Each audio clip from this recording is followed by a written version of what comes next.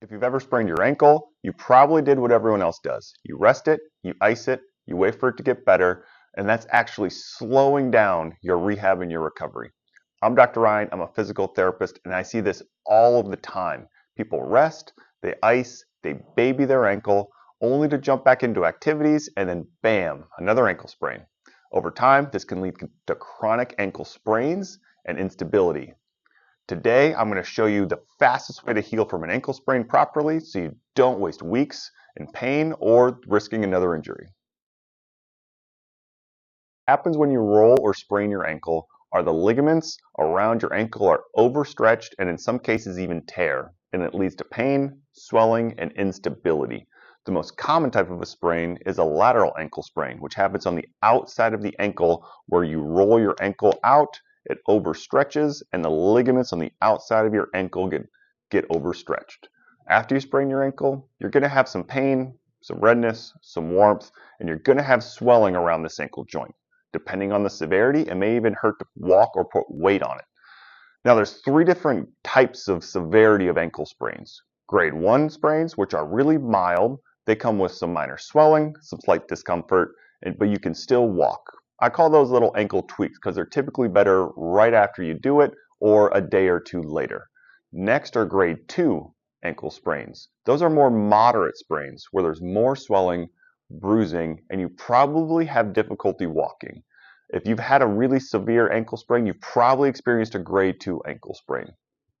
And finally, we have a grade 3 ankle sprain. What happens there is the ligament actually overstretches and fully tears. Luckily in the ankle, those very, very rarely require surgical fixation to improve those.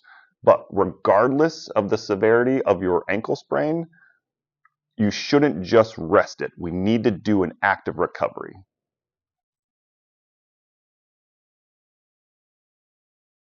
Common question after an ankle sprain is, do I need an x-ray? And the answer depends on a few signs. If you experience any of the Ottawa ankle rules, which are indicators you need an x-ray. So the Ottawa ankle rules are, if you cannot put weight on your leg for the first 4 steps, you probably need to go get an x-ray. Depending on the severity, a grade 2 or grade 3 sprain, if you can't put weight on it, you're going to want to head into an orthopedic center or an urgent care just to get an x-ray, and you're probably going to need something to help your walking, be that a walking boot or crutches.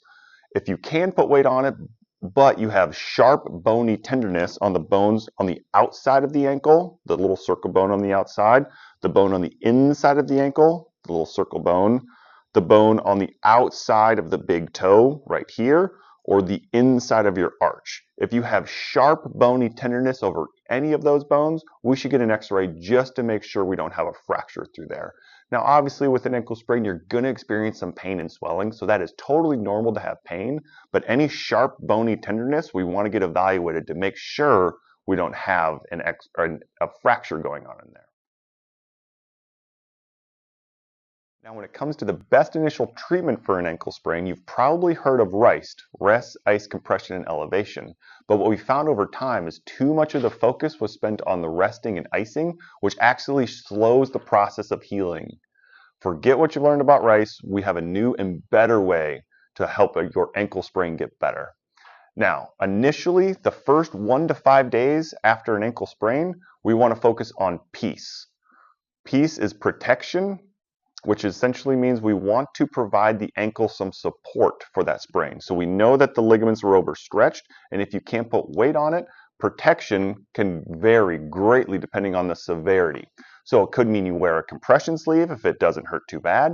You may need a lace-up brace that goes around the ankle. You may need an air cast. You could need a walking boot or even crutches depending on the severity. But the first initial few days, we want to protect the ligaments so we don't overstretch them. Next is elevation. So with ankle sprains comes a lot of swelling because the swelling will pool in our ankle and gravity keeps it down there and we can't get it back to our heart. So we want to elevate our leg for the first 1 to 2 days, which is great for swelling.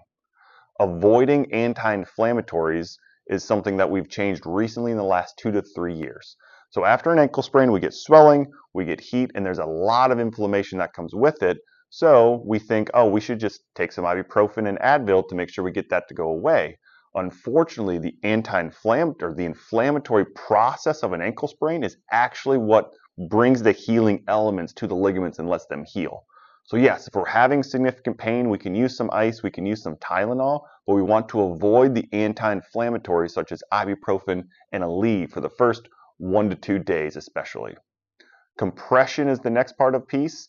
That also helps with our swelling. So along with the elevation, if we can wear a compression sock, if we can wear an ACE bandage, if we can use some pneumatic compression, all of those helps drive the swelling out of that ankle. And next is education. So you need to know that your body is going to heal and we need to give it an environment to heal. This is where someone like a physical therapist can help tell you the exact right plan to do to get you back to feeling better as fast as possible. After the initial 2 to 5 days, movement is going to be our best friend to help your ankle heal. That's where love comes in. So we want to get your ankle moving, load it properly, and rebuild strength. With love, the first part is loading it. So gentle movement actually promotes more healing. When it comes to an ankle sprain, I don't want you in a boot or a brace for months at a time.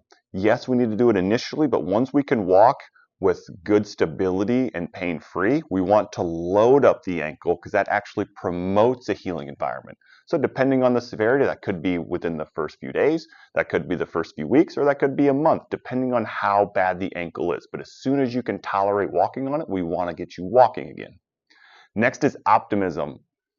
An ankle sprain can be a really life-changing event where you can't move, you can't walk, but it will get better. The good thing about our ankle joints are it has great blood supply. So the ligaments on the outside of the ankle have excellent blood supply and they heal. It just takes some time, but you will get there. V is vascularization, so light movement increases blood flow. And like I said before, the ligaments around the ankle have great blood flow, so the more blood flow we bring to the area, the faster it's actually going to heal. E is exercise, so strength training restores function and prevents re-injury and is the key component to ankle rehab that most people neglect. Most people rest far too long and end up with a weak, stiff ankle. So let's go through the exact exercises I give my patients to speed up their healing. So I want to break it up into 3 different phases. And for each of these phases, I'm going to have individual exercises to do, and each individual exercise I'm going to link in the description below so you know exactly how to do it. So let's start with phase 1. Phase 1 is right after the injury. We know it's going to be swollen, it's going to be stiff, and we want to restore the range of motion. So the fastest way to get our ankle moving is to get it moving actively. So we want to start with exercises like ankle pumps, where it's you sitting, pumping our ankle up and down, or getting it moving into different directions, doing the ankle ABCs. So we draw the alphabet with our ankle 1 or 2 times through. Do this frequently throughout the day because we want to mitigate swelling initially after an injury. And the best way to mitigate swelling is with compression, elevation, and active motion of your ankle. Next, after those first few days have subsided, we'll go into phase 2, which is our strengthening of the ankle muscles all around the joint. Once your range of motion is improving, we can start to think about strengthening, which is the most overlooked piece of ankle rehabilitation and recovery. When people sprain their ankle, don't strengthen up the muscles around the joint, that's what can lead to chronic ankle sprains and ankle instability. So when it comes to choosing strengthening exercise, I want to use the Goldilocks principle. The Goldilocks principle means we want to challenge our ankle enough where we get a stimulus and the muscles work really hard, but it doesn't irritate the ligaments that are still spraining and get irritated. And how you know if you're in the Goldilocks zone is, did my muscles actually work and did I feel the burn and feel the soreness in my muscles?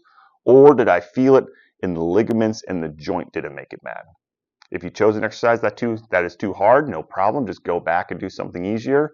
But what I find is people do exercises that are far too easy for them, which doesn't get their ankle back to 100%. So our strengthening exercises for phase 2, starting with a band around the foot, bringing our toe out. We call it band eversion or band toe out. We also want to do band coming in for our ankle. We want to strengthen our calf, so starting on the ground, doing 2-legged calf raises. eventually getting strong enough where we do a single leg calf raise. Along with those, doing general exercises such as squats, deadlifts, and lunges is a great way to build back strength and stability of your ankle. Finally, we want to make sure we get through phase 3 of ankle recovery, which is building up our balance, proprioception, and ability to jump again. And if your goal is to get back to any type of running, sport, you're going to need to build up that ankle stability, because jumping on one leg is a very unstable thing for the ankle. And after a sprain, it has a tendency to want to roll back out again. So even if you're not an athlete, doing plyometric training such as jumping can really help strengthen the bones and prevent further injuries and further ankle sprains. So some example balance, jumping, and proprioception exercises could be a star balance reach, where your foot's on the ground and you reach out, making your ankle have to wobble and stabilize. A single leg RDL is a great way to challenge the stability of the ankle while working your hip and hamstring muscles. We can do jump roping with 2 legs in place. You can do line jumps, front to back, side to side, and rotation with 2 legs. And eventually getting to where you can jump in place with 1 leg, jump with 1 leg across the line, front to back, and side to side, all having good balance and control. The biggest mistake I see that keeps them being injured all the time is skipping all 3 phases of the rehab process. They rest for a month, maybe 2 months. They don't actually work on rebuilding the strength, balance, and mobility of their ankle. They rush back, they get back into activities, rely on a brace for far too long, and that develops chronic ankle instability and ankle sprains. I see it all the time of someone that has chronic ankle sprains. It doesn't actually heal. They say they have bad ankles, and it just goes up to the chain where they tend to have knee problems, hip problems, all stemming from their chronic ankle sprains that never got better. So when it comes to ankle sprains, here's the deal. We need to respect the injury. We need to let it rest initially for the first few days until we can get walking on it again. We need to fully rehab and strengthen it to work on the balance, strength, get our full mobility back. And we have to be able to jump if we're motivated to do running, sports, and getting back to those activities. So if you do it right, you're going to come back stronger and more resilient than before. And if you watch this video and realize that you need a more personalized rehab plan for your ankle, set up a free strategy call with me, and I can help talk about putting together a personalized program to get you back to feeling 100%.